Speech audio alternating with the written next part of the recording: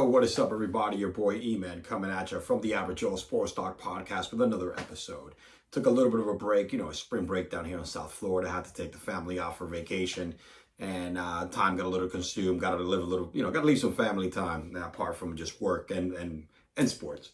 But a lot of things have been going on. I've been keeping a close eye on free agency. If you follow me on Twitter, check out my my handle on the description of this and my link tree.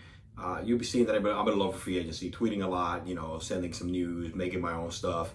But there's been a lot of insane changes, right? And there's so many, the Davante Adams move, Russell Wilson getting traded, going to the Denver Broncos. Of course, Tyreek Hill, nobody saw that coming, all right, getting traded to the Miami Dolphins and then signing one of the richest non-quarterback contracts, okay, per year. 30 million a year. I think it was 120 or 150 for 4 years, something like that. It came out to like 50 if it was all paid and done. And with that being said, I'm going to focus on one particular whole scenario, this whole Miami Dolphins scenario, right? Honestly, I think there's no other player in the NFL that has more pressure than Tua Tagovailoa. Tua time. There's no excuse for Tua time right now. I know Russell has a lot of big shoes to fill, coming from trying to repeat with that program, but nothing has been done since Peyton Manning won a championship there before that Elway, so he has a pass.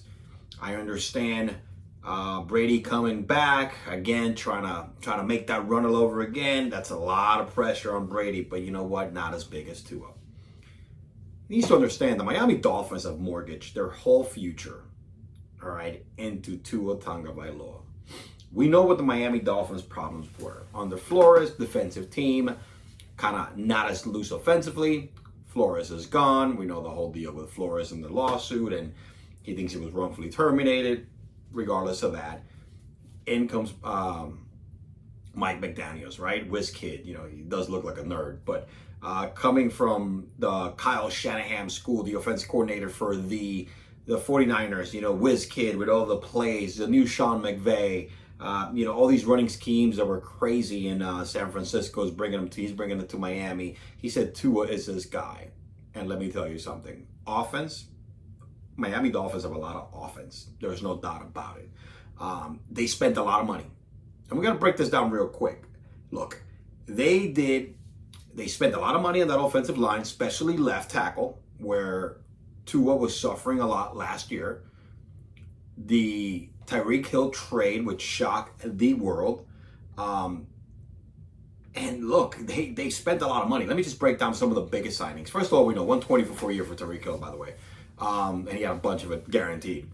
4 year for Tyreek Hills. They gave up they're like 5 picks. Number 2, number 1, and number 2, and number 3 this draft. And I think a 4 and a 5 or 4 and a 6 in the next in 2023. But they just re-signed Xavier Howard today to a 2-year, $50 million. You have to sign that guy, man. He's just nasty. Teron Armstead, a lot of money to protect Tua. All right. They also forgot about Cedric Wilson that they got from Dallas, another speedster wide receiver. Another left tackle, Connor Williams. All right. They brought in Teddy Bridgewater as a safety net. Teddy Eddie has been a winner. The problem with Teddy has been availability, not ability. But that puts a lot of pressure on Tua because you have a veteran quarterback that when he starts and he's healthy, he wins. That's a safety net from Mike McDaniels, all right? They signed Chase Edmonds and Raheem Mostert, all right? Mostert is a stud when he's healthy. But again, his problem is not ability, is availability for Mostert. The guy's nasty when he's healthy. If this guy can play a full season, he would put up maybe not Jonathan Taylor numbers, but man, he'll put up some crazy, crazy numbers, man. I think because he could catch it, and the guy's a beast running it.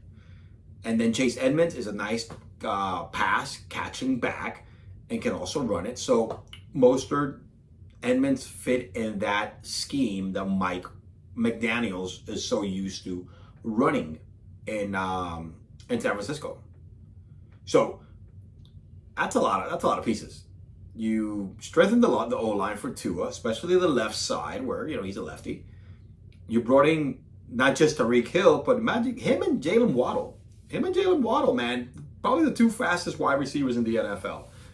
Two masters of yards after catch. All right, they eat after catch. Two of the best in the game. The kid is, on the Waddle was only a rookie, but what he did last year was insane with a pretty bad team.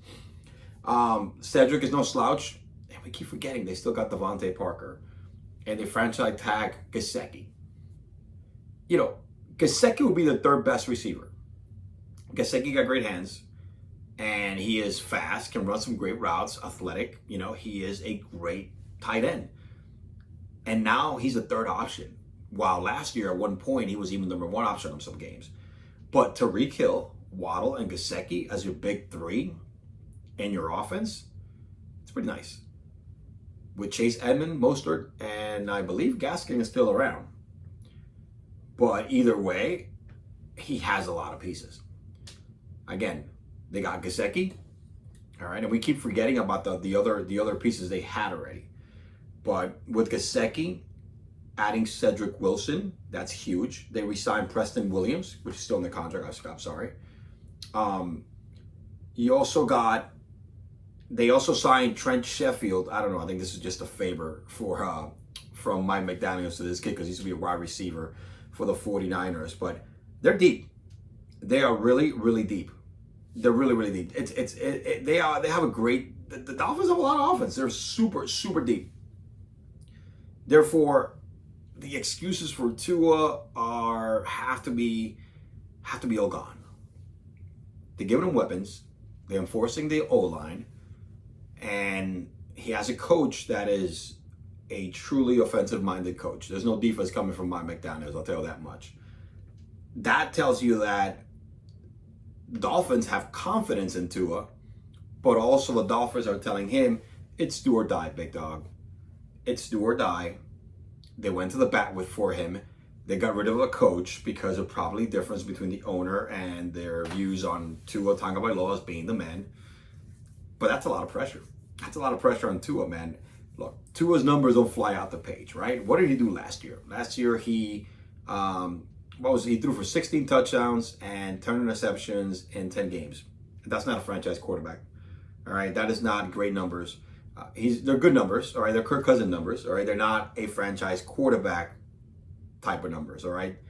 He hasn't proven to be nowhere near the level of Herbert, who were drafted in the same class, okay? And again, it's for his career, he's had 27 touchdowns and 15 interceptions. Now this year, the pieces they added, right? Waddle, we knew why they drafted him from Alabama. He works with Tua because that's kind of the offense he ran. Give it to his wide receiver, let him do all the work. Now, Tyreek Hill into the mix. Look, they're giving him the type of players that he was used to playing with in Alabama.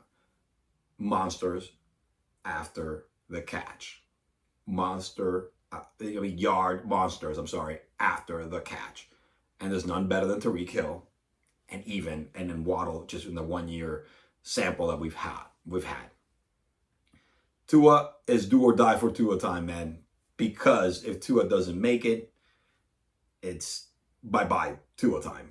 All right. I think that's just the bottom line. He is, to me, the player in this offseason, in this free agency, that has the most pressure to succeed than anybody in the league. I don't care.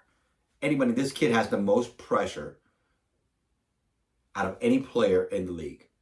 I know we got some guys that change teams, man, and got proof and gotta show that they were the man then and they're the man now. And Tua is the opposite.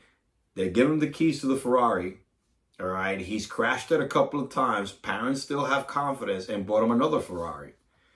Here you go, son. Here's your brand new keys, but don't fuck this one up because guess what? We're taking the keys away. All right, we're taking the keys away from the Ferrari. You're never driving it again. I know, crazy analogy for Tua. But yeah, that's what I think. It's last chance for Tua time. It is what it is. Your boy E-Man said it.